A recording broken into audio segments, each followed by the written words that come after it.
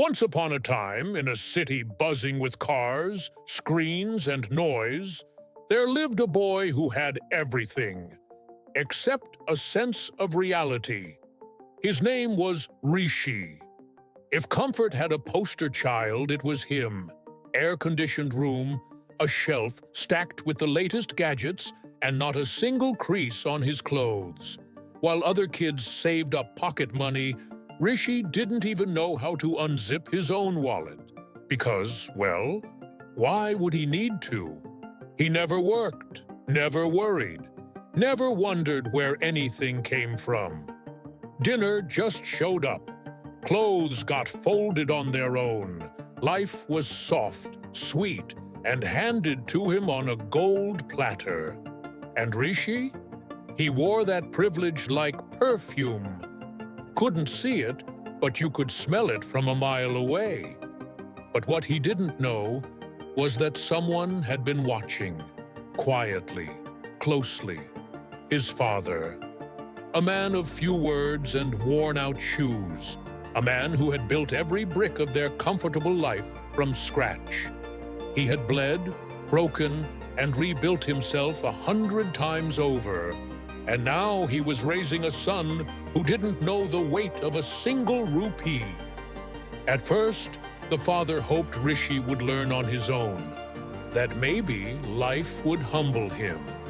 But day after day, he watched his son grow more careless, more cocky, more hollow.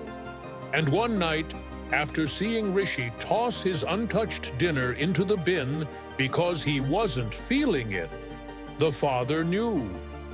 It was time. Not to yell, not to punish, but to let him starve. Not of food, but of meaning. The next morning, Rishi's world would begin to crack. But for now, he lay curled under a soft blanket, dreaming of nothing. While outside his door, a silent decision had already changed everything. The next morning felt normal. Birds chirping, house help cleaning, breakfast sizzling in the kitchen. But at the dining table, something was off. His father didn't speak much. He just looked at Rishi and said one sentence, calm but final.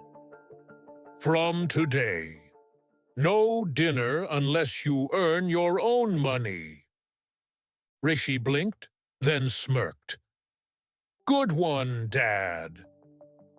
But the father didn't smile back. He just stood up, folded his napkin, and left the table.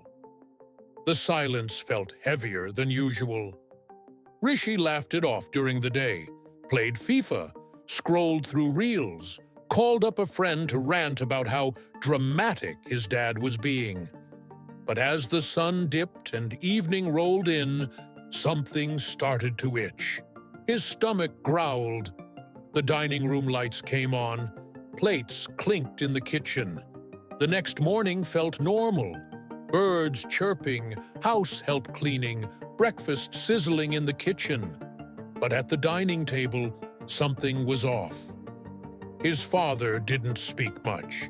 He just looked at Rishi and said one sentence, calm but final.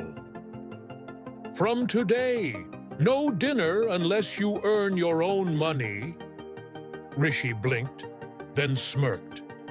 Good one, Dad. But the father didn't smile back. He just stood up, folded his napkin, and left the table. The silence felt heavier than usual. Rishi laughed it off during the day, played FIFA, scrolled through reels, called up a friend to rant about how dramatic his dad was being. But as the sun dipped and evening rolled in, something started to itch. His stomach growled. The dining room lights came on, plates clinked in the kitchen. He walked in expecting the usual, rice, curry, bread, the works. But the table was empty. No food, no seat for him. The house help looked away awkwardly. His father sat there eating alone, calm, unbothered, like this was just another Tuesday. Rishi's throat went dry. "Where's mine?" he asked. His father didn't even glance up. "Did you earn today?"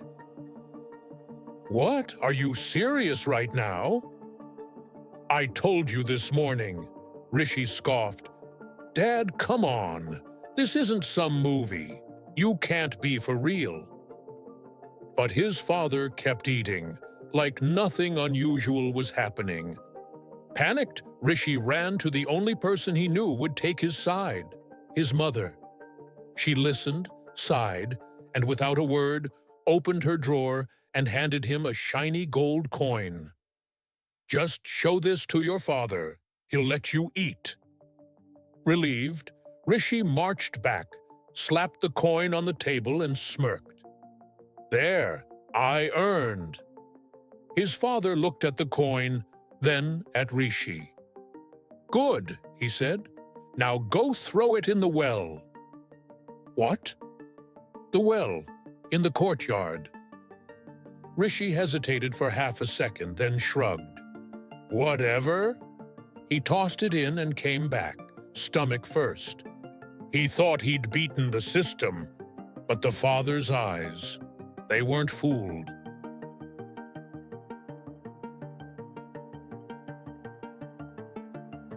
For a few days, Rishi thought he'd cracked the code. Every morning, he'd laze around. By evening, he'd get a coin, either from his mother or, when she wasn't around, from his grandfather, who couldn't bear to see the boy hungry. Same routine: toss it into the well, pretend to care, sit down and eat like a king. To Rishi, it was just a weird ritual now. A little annoying, sure, but harmless. To his father, it was proof that the lesson wasn't sinking in. He watched from the shadows, not angry, just waiting, observing how easy it still was for Rishi to fake his way through, how detached he remained from the entire idea of earning. There were no signs of struggle, no hint of hunger behind his eyes, only laziness, wrapped in a layer of lies. So one night, when the house was quiet, the father packed a small bag for his wife. "You need to go stay at your parents' place," he said gently. "Just for a few days." She looked confused, hurt even. "But what about Rishi?" "He needs to fall. I'll catch him if it's too hard, but not too early." And just like that, the first crutch was gone. The next morning, Rishi woke up, stretched, and strolled into the kitchen, empty. No smell of breakfast, no mother, just a cold silence and a note on the fridge. "Be back in a few days. Love, Mom." His stomach turned. Still cocky, he went to his grandfather's house next door. "Dadu, just need a few coins. Same deal." The old man looked guilty, nervous. He placed the coins in Rishi's palm. Then that night, his father knocked on his door. "Please, let him be hungry once." The grandfather nodded. Quietly, the next morning, he went out for a trip and didn't return. That day, Rishi woke up and found no one. No mother, no grandfather, no help, no handouts. For the first time, there was no shortcut, no cheat code, just silence and hunger. The sun had never felt this hot before. Rishi stepped outside, not with swagger this time, but with hesitation. His stomach twisted with hunger. Not fake, not dramatic. Real, ugly, hollow.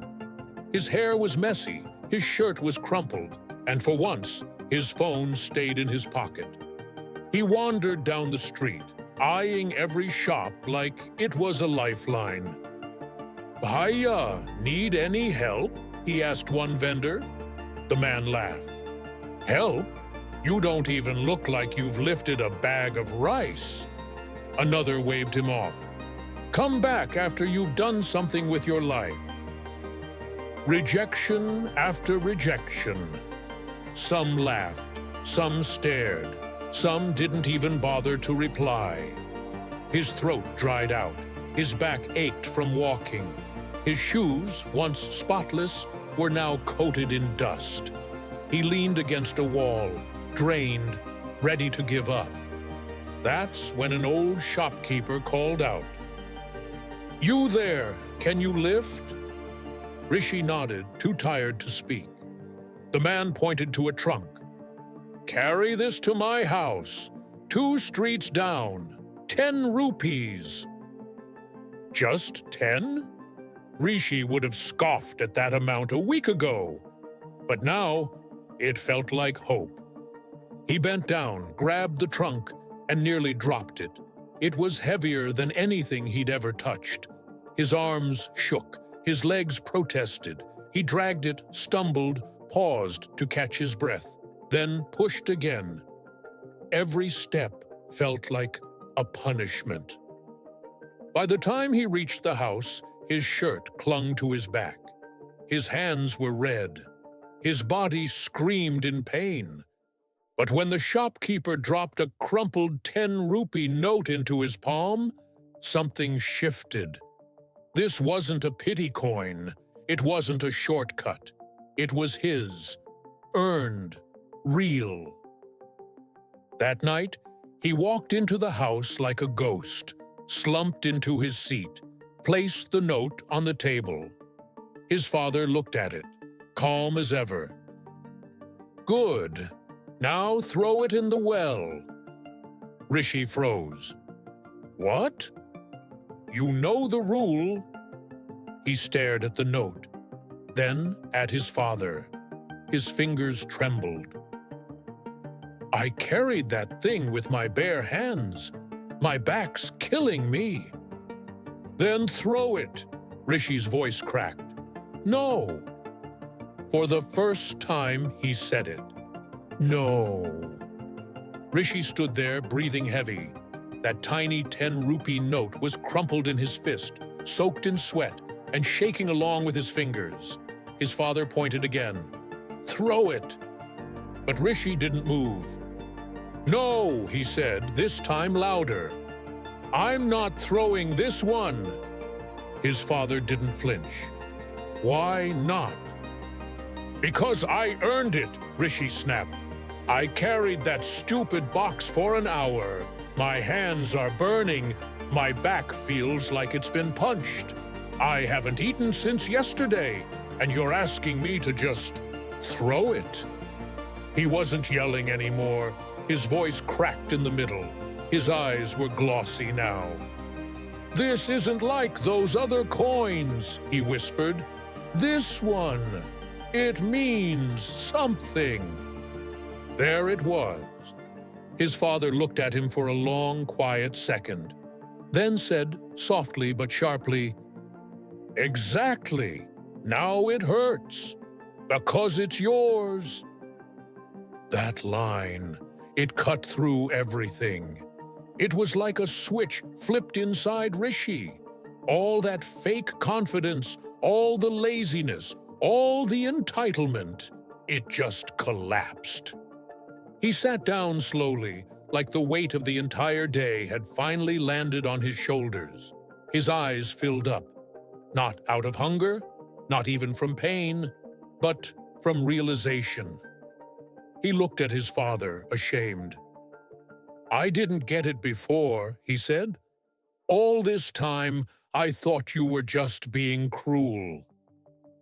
The father placed a hand on his shoulder. "I wasn't punishing you, beta. I was waiting for you to feel it. Not the pain, the pride." Rishi broke. Tears rolled down his face, but this time, they weren't childish. They weren't manipulative. They were real. Because for the first time in his life, he felt something powerful. Not from what he was given, but from what he earned. That night, the boy didn't just have dinner. He had dignity. Dinner that night wasn't a celebration. There was no grand speech, no applause, no sudden music playing in the background. Rishi sat at the table with his head slightly bowed. The food was the same as always, dal, rice, a little sabzi, but the way he picked it up, slowly, respectfully, you could tell something had shifted. He wasn't shoveling food into his mouth like before. He wasn't bragging. He wasn't looking for praise. He was just present.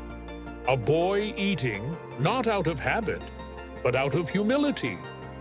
His father didn't say much either, just watched. And from that day, the silence between them started meaning something different. No more coins from under the table, no more shortcuts. Rishi stopped asking. He started waking up early, not because he had to, but because he didn't want to waste time anymore. He cleaned up after himself. He looked for little jobs here and there, carrying stuff, organizing shelves, helping at a cafe. 10 rupees here, 50 there. Some days he earned, some days he didn't, but he kept going. There were no overnight miracles, no massive breakthroughs, but what grew inside him, quietly, was a spine. Discipline, respect, the kind of character that doesn't make headlines but builds lives. And years passed. He wasn't a boy anymore. He was a man now, independent, calm, quietly successful, not a millionaire, not famous, but solid, grounded, built from the ground up, just like his father once was. One evening, he walked into the same old house. The walls hadn't changed, the furniture was still the same, but he had. He stepped into his father's room. The old man was resting in a chair, eyes half closed, that same unreadable calm on his face.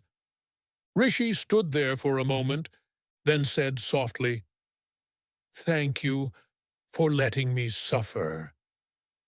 His father looked up. No lecture, no emotional monologue. He just smiled, the kind of smile that says, "Now you understand." And that was enough.